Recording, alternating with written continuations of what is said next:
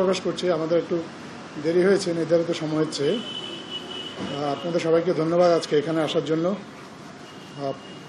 গতকালকে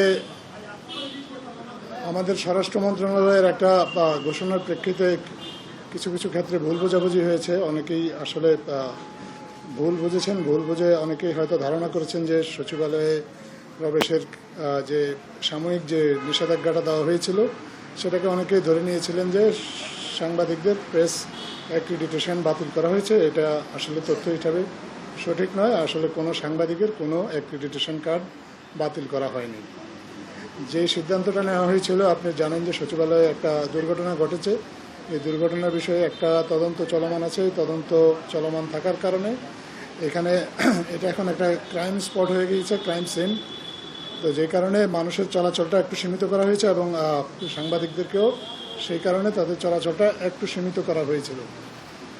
আমাদের সরকারের পক্ষ থেকে সর্বাত্মক চেষ্টা করা হচ্ছে কত দ্রুত আমাদের সাংবাদিকদের সচিবালয়ে আবার নতুন করে অস্থায়ী ভিত্তিতে হলেও, অস্থায়ী কিছু পাস দিয়ে হলেও যাতে তাদেরকে সচিবালয়ে আবার অ্যাক্সেস দেওয়া যায়।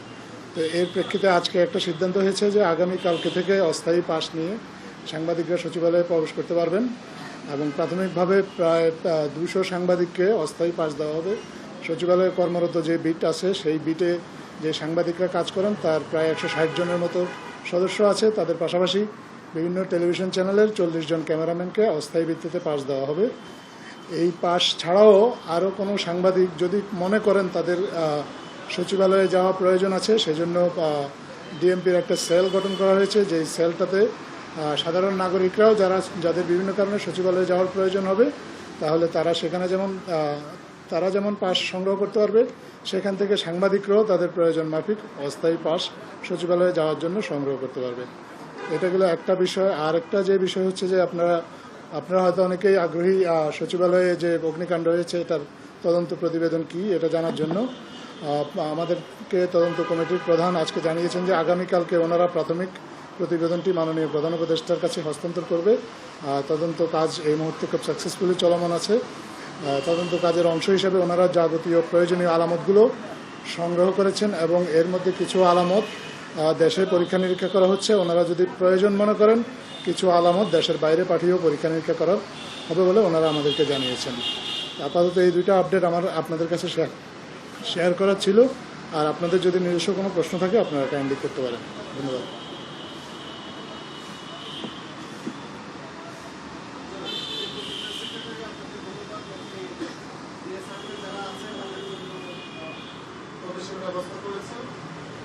আপনারা যে প্রক্রিয়ায় অ্যাপ্লিকেশন কার্ডের বাতিলই করবেন, কারণ আপনি যদি ঘোষণা করেন বা বিজ্ঞপ্তি করেন এটা নিয়ে কিন্তু আমরা সবাই আতঙ্কিত হয়ে পড়েছি।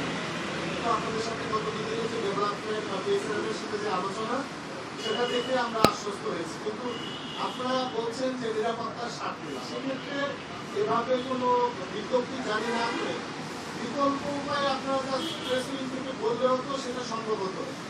এই যে আপনারা বলে এটা নিয়ে কিন্তু সামাজিক যোগাযোগ মাধ্যমে নানাভাবে কথা হচ্ছে এবং আপনার একটি বক্তব্য ভালো বোধবান। আমি নিজে এটা সাপোর্ট করি। আপনি বলেছেন যে এটা দালালের সাম্রাজ্যে পরিণত হয়েছিল এই ধরনের একটা কথা। নিঃসন্দেহে আমি মনে করি যে যারা প্রকৃত সাংবাদিক তারাই যেন পর্যায়ক্রমে সেটা পায়, আপনারা সে ব্যবস্থা নেবেন। কিন্তু আপনারা যে প্রক্রিয়ায় এটা হঠাৎ করে বন্ধ করে দিলেন বা বিজ্ঞপ্তিটা জারি করেন, আপনার বিজ্ঞ সংখ্যা রয়েছে এখানে সঠিকভাবে সমাধান করা, এটা সিদ্ধান্তটা আপনারা সঠিক নিয়েছিলেন কিনা সেটা একটু বলবেন। আর এই যে আগামীকালের যে তদন্ত প্রতিবেদন, সেই প্রতিবেদনের ডেভেলপমেন্ট আপনি বলেন যে দেশের বাইরেও আলামত পরীক্ষা করে পাঠানো হতে পারে, এমন কিছু আপনারা পেয়েছেন সেখানে বিদেশে পাঠানোর প্রয়োজন হতে পারে, বা আমি সেদিন জানতে চেয়েছিলাম যে গান পাউডারের কোনো ব্যবহার করা হয়েছে, এই দুটি প্রশ্নের উত্তর যদি দেন। ধন্যবাদ। প্রথম কথা হলো যে কোনো অবস্থাতেই এটা বোঝার কোনো অবকাশ নাই যে অ্যাক্রিডিটেশন কার্ড বাতিল করা হয়েছে। স্বরাষ্ট্র মন্ত্রণালয় থেকে যে বিজ্ঞপ্তিটি জারি করা হয়েছে সেখানেও সেই ভাষাটাও যদি আপনি পরিষ্কারভাবে একটু মনোযোগ দিয়ে লক্ষ্য করেন তাহলে সেখানে লেখা কোনোভাবেই বলা হয়নি যে অ্যাক্রিডিটেশন কার্ড বাতিল হয়েছে। কেউ যদি এটা ধরে নেয় যে অ্যাক্রিডিটেশন কার্ড বাতিল হয়েছে সেটা তার নিজস্ব অজ্ঞতাই আমি বলবো। আর আপনি যেটা বললেন যে এটা সঠিক হয়েছে কিনা, আমরা মনে করি যে সচিবালয় এই মুহূর্তে অন্তত সচিবালয় একটা ক্রাইম সিন, এবং এই ক্রাইম সিনটা প্রোটেক্ট করতে হবে, এবং তদন্তটা সরকার সর্বোচ্চ গুরুত্ব দিয়ে এই তদন্তটা চালাচ্ছে। কারণ সচিবালয়ের মতো একটা কি পয়েন্ট ইনস্টলেশন, যেখানে এরকম একটা দুর্ঘটনা ঘটেছে, যে দুর্ঘটনার ফলে দেশের অনেক বড়, হ্যাঁ, দেশের যে বড় একটা বিপর্যয় হয়েছে, এটা একটা দেশের one of the most protected area. তো এইখানে তদন্ত চলমান করা, তদন্ত কাজ চালানোর জন্য আমরা সবার কাছ থেকে সহযোগিতা চেয়েছি।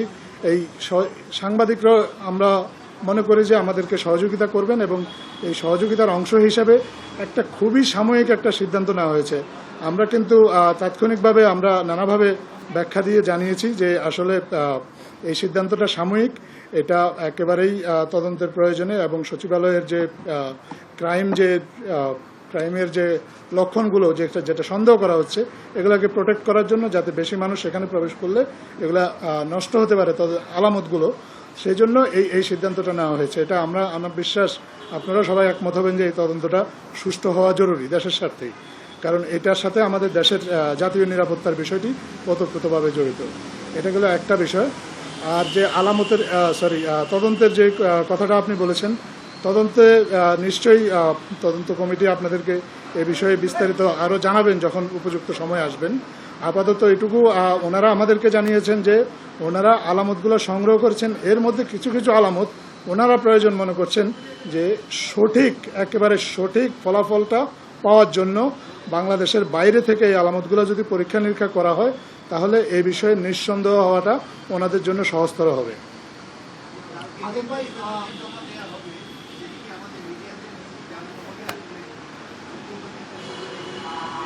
এই তদন্ত প্রতিবেদনটা ওনারা মাননীয় প্রধান উপদেষ্টার কাছে জমা দেবেন। মাননীয় প্রধান উপদেষ্টাই সিদ্ধান্ত নেবেন যে আসলে এই তদন্ত প্রতিবেদন নিয়ে পরবর্তীতে উনি কি করবেন। আমার প্রশ্ন হচ্ছে যে এই যে সম্প্রতি একটা আলোচনা চলছে যে শেখ হাসিনার গ্রাফিতি মুছে ফেলা হয়েছে, এই বিষয়ে কি বলবেন? আরেকটা প্রশ্ন সেটি হচ্ছে যে আগামী 31 ডিসেম্বর একটি আলোচনা চলছে যে জুলাই বিপ্লবের যে ঘোষণাপত্র পাঠ করা হবে, সেই ঘোষণাপত্রকে অন্তর্বর্তী সরকার স্বাগত জানাবে কিনা? ধন্যবাদ। শেখ হাসিনার গ্রাফিতি মুছে ফেলার বিষয়টি একটা ভুল বোঝাবুঝি থেকে হয়েছে। আমাদেরকে ঢাকা বিশ্ববিদ্যালয়ের কর্তৃপক্ষ জানিয়েছেন যে ওনারা এই গ্রাফিতিটা আবার নতুন করে করবেন, এবং ঢাকা বিশ্ববিদ্যালয়ের কর্তৃপক্ষ ওনারা একটা সিদ্ধান্ত নিয়েছেন। বিশ্ববিদ্যালয়ে আইন বলে ওনারা এই জুলাই বিপ্লবের যে স্মৃতি স্মারকগুলো ঢাকা বিশ্ববিদ্যালয়ের ক্যাম্পাসে রয়েছে, এর মধ্যে গ্রাফিতি রয়েছে, এগুলো ওনারা বিশ্ববিদ্যালয় কর্তৃপক্ষ নিজ দায়িত্বে ভবিষ্যতে সংরক্ষণ করবেন। আর ওইটাকে একটা স্মৃতি স্তম্ভ হিসাবে ঘোষণা করা হবে, আর ওইটাকে ঘৃণাস্তম্ভ হিসাবে ঘোষণা করা হবে। আর 31শে জুলাইয়ের যে কথা আপনি বলেছেন যে এটা আসলে যারা এই ঘোষণাটা দিবেন ওনারাই ভালো বলতে পারবেন আসলে ওনারা কি ঘোষণা দিবেন, এ বিষয়ে সরকার আসলে তেমন অবগত নয়।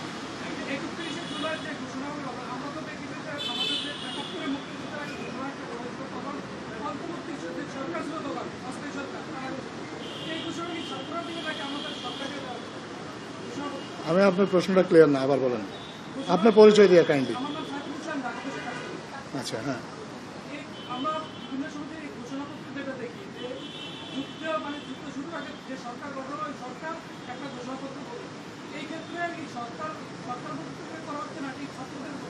এটা যুদ্ধের ঘোষণা না কি ঘোষণা, এটা তো আমরা এখনো জানি না। ছাত্ররা যখন ঘোষণা দিবে তখন আমরা দেখবো ওনারা কি ঘোষণা দিয়েছেন। এই ঘোষণার সাথে আমি একজন সরকারি উপদেষ্টা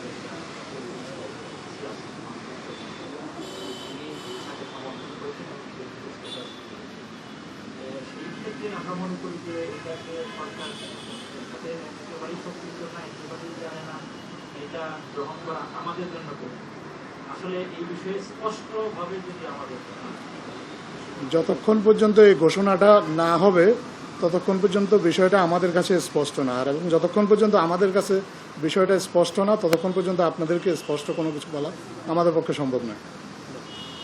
এটা একটা প্রাইভেট ইনিশিয়েটিভ, আমরা এটাকে প্রাইভেট ইনিশিয়েটিভ হিসেবেই দেখছি। এটা আমাদের গভর্নমেন্টের কোনো ইয়ে না, আমরা এর মধ্যে এই গভর্নমেন্টের সাথে এটার কোনো সম্পৃক্ততা নাই। যারা এটাকে যারা এটাকে সাপোর্ট করছেন, এটা প্রাইভেট ইনিশিয়েটিভকে সাপোর্ট করছেন, এটার মধ্যে আমাদের গভর্নমেন্টের কোনো সম্পৃক্ততা নাই।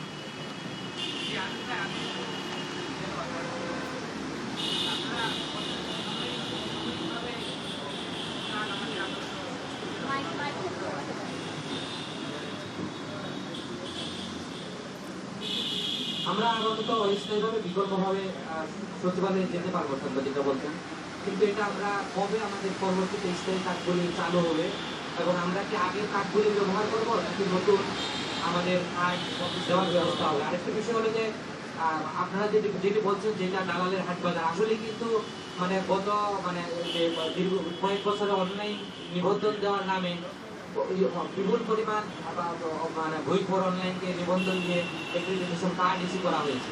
এই যাচাই বাছাই প্রক্রিয়া আপনাদের থাকবে কিনা, বা 5,000-এরও অধিক কার্ড ব্যবহার করছে এত সাংবাদিক বা মানে সচিবালয়ে এমপি বা কি কৌশলে যাচ্ছে, এই যাচাই বাছাইগুলি আপনাদের কি প্রক্রিয়ায় হবে।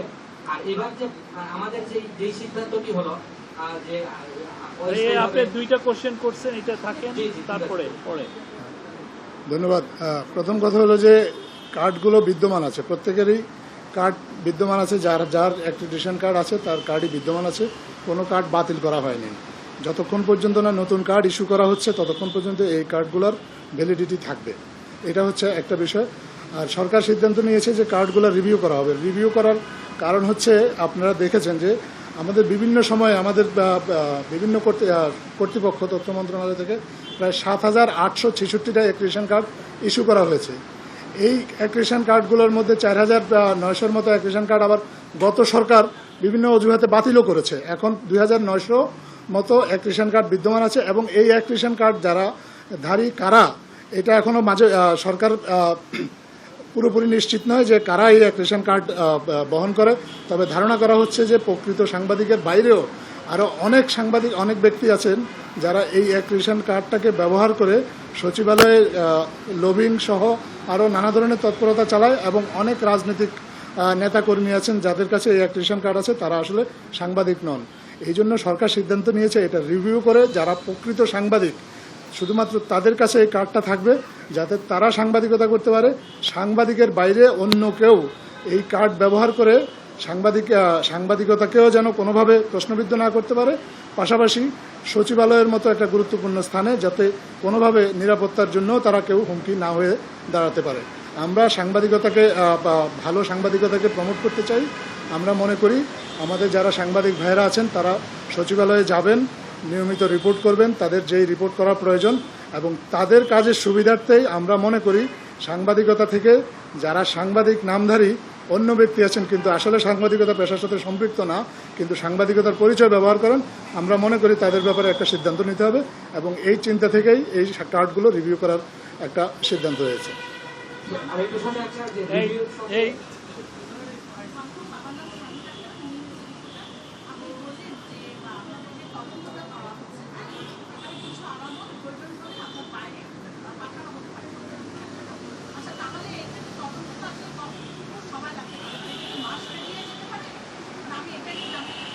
ধন্যবাদ। যেই তদন্ত কমিটিটা করা হয়েছে তাদেরকে প্রাথমিক প্রতিবেদন দেওয়ার জন্য 3 দিন সময় দেওয়া হয়েছে। তারা 3 দিনের মধ্যে প্রাথমিক প্রতিবেদনটা দিবেন এবং এরপরে তারা মাননীয় প্রধান উপদেষ্টা এবং সংশ্লিষ্ট আরও অন্যান্য কর্তৃপক্ষ আছে তাদের সাথে মিলে আসলে একটা জিনিস তারা ঠিক করবেন যে তদন্তটা আসলে সম্পন্ন করতে আসলে কতদিন সময় লাগবে। এই বিষয়ে এখনই নিশ্চিত হয়ে কোনো কিছু বলা যাচ্ছে না। বাংলাদেশ আপনি কি সিটিজেন জার্নালিস্ট? আচ্ছা বলেন।